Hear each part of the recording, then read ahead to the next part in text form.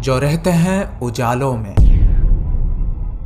जो रहते हैं अंधकार में, जो रहते हैं शब्दों में, जो रहते हैं निशब्द में, जो रहते हैं ब्रह्मांड के शून्यताओं में, जो रहते हैं पृथ्वी के परिपूर्णताओं में, वो रहते हैं बच्चों के किताबों में, वो रहते हैं साधु के रुद्राक्ष में। अंधे का आंख है वो, लंगड़े का वैसाखी है वो। जन्म मृत्यु जीवन यौवन सूर्य चंद्र ग्रह नक्षत्र, इस संसार के जीवन मृत्यु चक्र में सदा सर्वदा वो ही विद्यमान है जो है जगत के नाथ प्रभु श्री जगन्नाथ। कहा जाता है कि मध्य भारत में इंद्रद्युम्न नाम के एक राजा रहते थे। उनके राजधानी का नाम था अवंती और वे भगवान विष्णु के बहुत बड़े भक्त थे और हमेशा भगवान विष्णु के दर्शन के लिए इच्छुक रहते थे।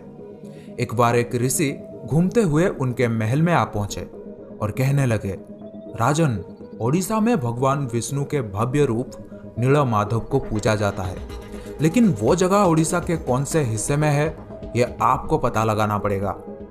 ये बात सुनते ही राजा इंद्रद्युम्न अत्यंत आनंदित हो उठे और तुरंत महल के मुख्य पुजारी के भाई विद्यापति को आदेश दिया कि वे ओडिशा जाकर नीलमाधव की खोज करें। राजा के आदेश अनुसार विद्यापति ओडिशा भ्रमण करने निकल पड़े। बड़े ही लंबी यात्रा के बाद जब विद्यापति ओडिशा पहुंचे तब उन्हें कुछ गुप्तचरों के माध्यम से पता चलता है कि सबरों के मुखिया विश्ववासु एक गुप्त गुफा के अंदर नीलमाधव की पूजा करते हैं। ये बात सुनते ही विद्यापति विश्ववासु के सामने विनती करने लगे कि वे उन्हें देव पूजा की स्थान दिखाएं, लेकिन कबीले के सरदार ने साफ साफ इनकार कर दिया। विद्यापति उसी गांव में कुछ दिन के लिए रहने लगे। कुछ ही दिनों में उन्हें विश्ववासु के बेटी ललिता से प्यार हो गया और दोनों ने शादी भी कर ली। शादी के कुछ दिन बाद विद्यापति ने अपने पत्नी को नीलमाधव की सिर्फ एक झलक दिखाने के लिए अपने पिता को मनाने के लिए कहा। अब बेटी की जिद को देखते हुए आखिर विश्ववासु भी मान गए, लेकिन एक शर्त पर कि विद्यापति के आंखों में पट्टी बांधकर लिया जाएगा। पर विद्यापति बड़े ही चालाकी से अपने साथ कुछ सरसों के दाने ले गए थे और गुप्त गुफा तक पहुंचने के रास्ते को याद रखने के लिए रास्ते में सरसों के दाने गिराते गए। गुप्त गुफा में पहुंचने के बाद जब विद्यापति ने आंखों से पट्टी निकालकर नीलमाधव की दिव्य छवि को देखा तब वे उन्हें देखते ही रह गए। गुप्त गुफा से लौटकर विद्यापति ने राजा को सब कुछ बताया और राजा ने भी अपने प्यारे भगवान के दर्शन के लिए तुरंत निकल पड़े। लेकिन जब राजा इंद्रद्युम्न विद्यापति के साथ गुप्त गुफा में पहुंचे तब उन्हें वहां कुछ नहीं दिखा। नीलमाधव अंतर्ध्यान हो चुके थे। राजा निराश होकर महल में लौट आए, पर उसी रात को उनके सपने में जैसे देवलोक से कुछ संदेश आया था कि वे पूरी जाएं और लकड़ी के एक दारू को बाहर निकाले जो पानी में तैर रहा होगा।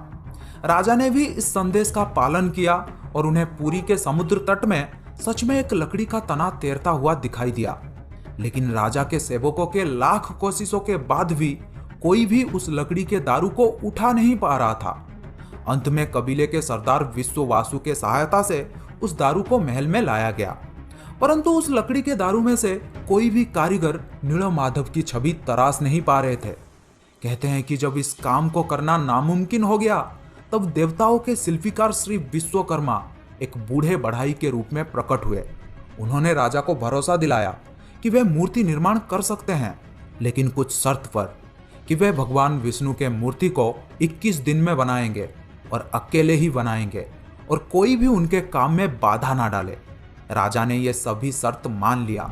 लोगों को सिर्फ आरी, छेनी और हथौड़ी इत्यादि की आवाजें सुनाई देती थी, लेकिन 15 दिन बाद जब रानी को कोई भी शब्द सुनाई नहीं दिया तब वे घबरा गए। उन्होंने सोचा कि बूढ़ा कारीगर शायद भूख प्यास से मर गया होगा। इसीलिए रानी गुंडीचा ने दरवाजा खोलने के लिए राजा के सामने जिद किया।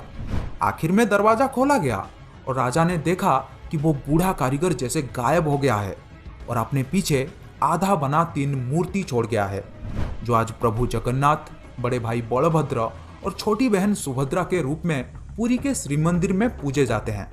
आपने देखा होगा जगन्नाथ के हाथ पैर आधा बना हुआ है, जिसका कारण यही बताया जाता है। कहा जाता है कि जब श्री कृष्ण की मृत्यु हुई थी तब एक सबर ने ही उनका अंतिम संस्कार किया था।